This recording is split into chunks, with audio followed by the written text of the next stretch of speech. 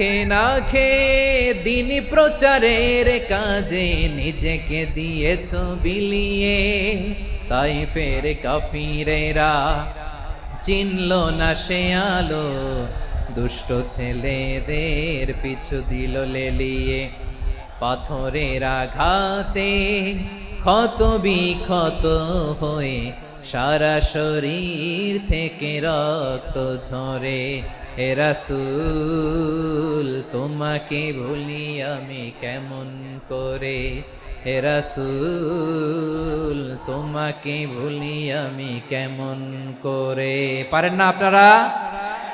ধরুন আমার সাথে, হাজার ব্যথা বেদনার পরে ফিরে আসনি তুমি আপন ঘরে, দিনের আলো তুমি ছড়িয়ে দিতে, চলে গেলে মদিনায় মক্কা ছেড়ে, হে রাসূল তোমাকে ভুলি আমি কেমন করে, হে রাসূল তোমাকে ভুলি আমি কেমন করে।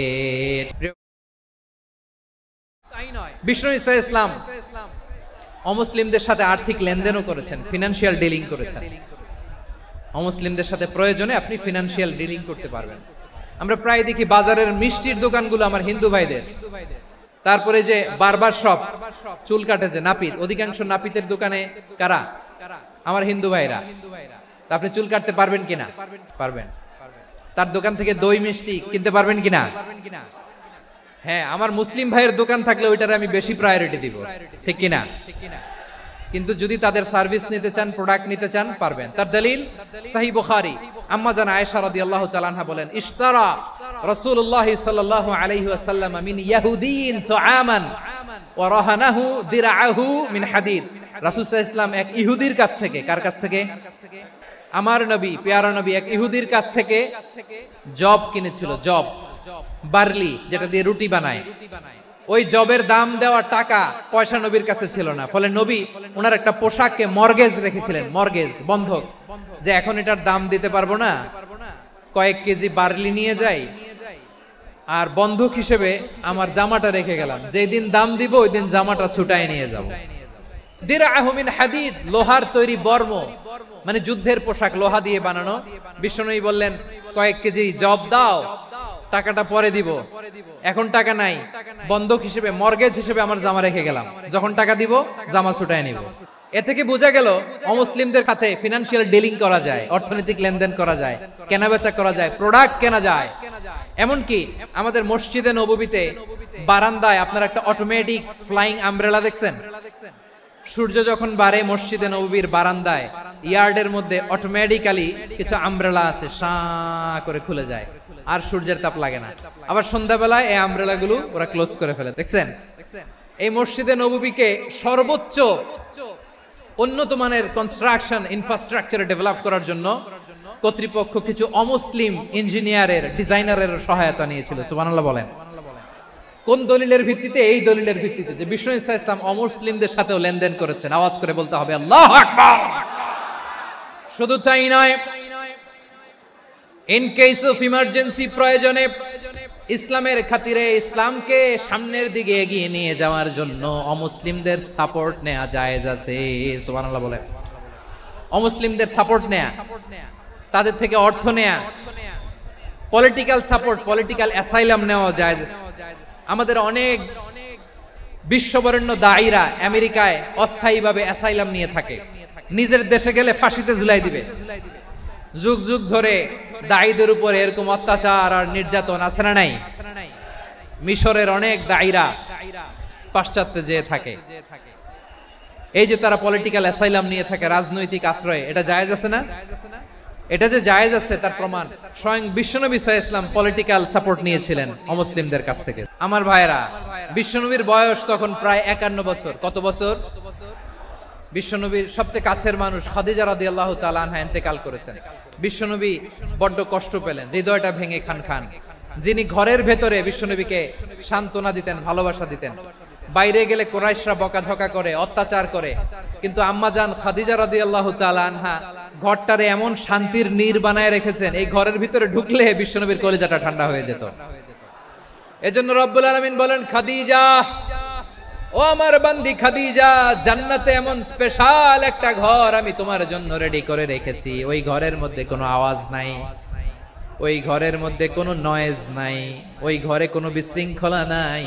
কারণ মক্কার জমিনে আমার নবী কুরাইশদের বিশৃঙ্খলা, নয়েজ আর ঝামেলাগুলোকে উপেক্ষা করে যখন তোমার ঘরের ভিতরে ঢুকতো, ঘরটারে তুমি শান্তির নীড়, ঠান্ডা, নীরব, নিস্তব্ধ, নিঝুম আর শান্তির নীড় বানিয়ে রেখেছো।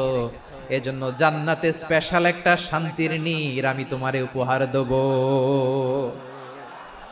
ওই প্রিয়তমা স্ত্রী খাদিজা ইন্তেকাল করলেন, বিশ্বনবীর হৃদয় ভেঙে খান খান। আবার ওনার চাচা আবু তালেব ইন্তেকাল করলেন, যিনি পলিটিক্যাল শেল্টার দিতেন নবীকে। আবু তালেবের ভয়ে, বিশ্বনবীর এই চাচার ভয়ে কোন মুশরিক নবীর গায়ে হাত দেওয়ার সাহস পায় নাই। এখন স্ত্রীও নাই, চাচাও নাই, নবীকে আশ্রয় দেওয়ার কেউ নাই।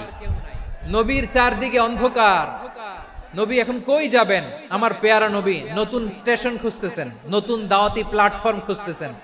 তিনি যায়েদ বিন হারেসা রাদিয়াল্লাহু তাআলা আনহুকে নিয়ে মক্কার পাশের একটা নেইবরিং সিটি তায়েফে চলে গেলেন দিনের দাওয়াত দেওয়ার জন্য। নাকি জমি কিনতে গেছিলেন? দুনিয়ার যশ খ্যাতির জন্য, নিজের কোনো লাভের জন্য? তায়েফবাসীদেরকে জাহান্নামের আগুন থেকে বাঁচানোর জন্য। আওয়াজ করে বলতে হবে ঠিক কিনা? বিশ্বনবী বিশাল মরুপথ, পাহাড়ি পথ পাড়ি দিয়ে তায়েফের মরুজমিনে গেলেন কোরআনের দাওয়াত নিয়ে, ইমানের দাওয়াত নিয়ে।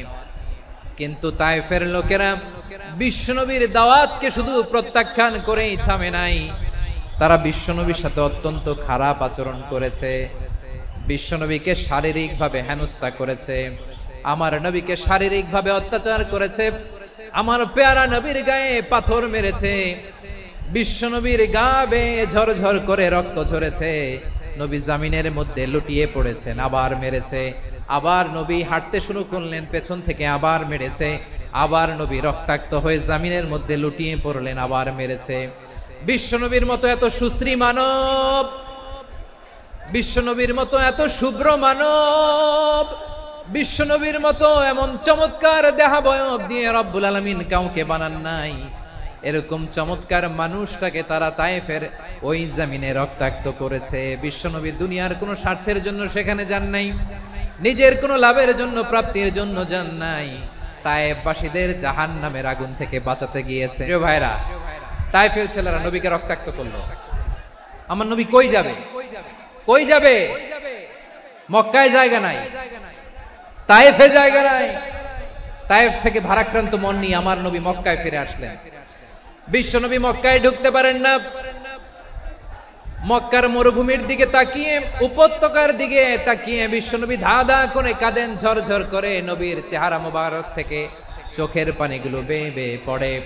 আমার জন্মস্থান, আমার শৈশব, কৈশোর, যৌবন কেটেছে এই মক্কায়, আমার এলাকায় আমি ঢুকতে পারি না। বিশ্বনবী মক্কার অনতি দূরে দাঁড়িয়ে জায়েদকে পাঠালেন, জায়েদ যাও দেখো কেউ আমাকে সাপোর্ট করার মতো আছে কিনা, যাও অমুকের কাছে যাও।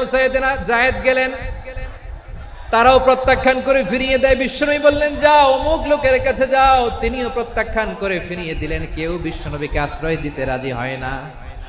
নিজ জন্মভূমিতে বিতাড়িত বিশ্বনবী, সর্বশেষ বিশ্বনবী বললেন যাও মুতঈম ইবনে আদির ঘরে যাও। মুতঈম ইবনে আদি মুশরিক, তার কাছে যাও। গেলেন, মুতঈম ইবনে আদি রাজি হয়ে গেল। দেখেন অনেক বিপদের সময়ও আমি নিজে সাক্ষী, সামাজিকভাবে, রাজনৈতিকভাবে কত ঝঞ্ঝা, কত ষড়যন্ত্র, কত কনস্পাইরেসি পারি দিয়ে আমাদেরকে সামনে এগিয়ে যেতে হয়। এই শত্রুদের ভেতরেও একজনকে দাঁড় করিয়ে দেয় যে আল্লাহর কোরআনের জন্য রেডি হয়ে যায়। পড়েন সুবহানাল্লাহ। মুতঈম ইবনে আদি, আল্লাহ তার মনকে নরম করে দিলেন। মুতঈম বলে মুহাম্মদ আমি তোমাকে আশ্রয় দিব। তার দুই ছেলেকে পাঠালেন, যাও খোলা তলোয়ার নিয়ে, স্কট দিয়ে, গার্ড অফ অনার দিয়ে মুহাম্মদকে মক্কায় ঢুকাও আর বলো আমি আমান দেব। আমান কি দিব? আমান মানে সিকিউরিটি, নিরাপত্তা। সিকিউরিটি ছাড়া, আমান দেওয়া ছাড়া কেউ থাকতে পারতো না মক্কায়। দুই ছেলে বিষ্ণু ইসা ইসলামকে নিয়ে আসলো। নবী কাবার চারদিকে তাওয়াফ করলেন, নামাজ পড়লেন। আবু জাহেল, উতবা, সাইবা, ওয়ালিদ ইবনে মুগীরা সবাই দেখে, কেউ কিছু করতে পারে না।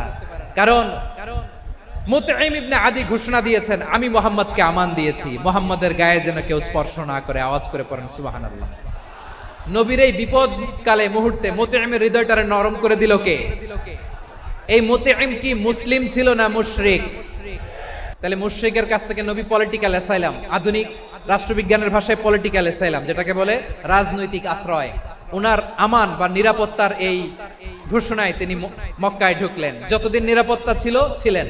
মুতঈম যখন মারা গেল, বিষ্ণু ইসলাম হিজরত করে মদিনায় চলে গেলেন। সুবহানাল্লাহ।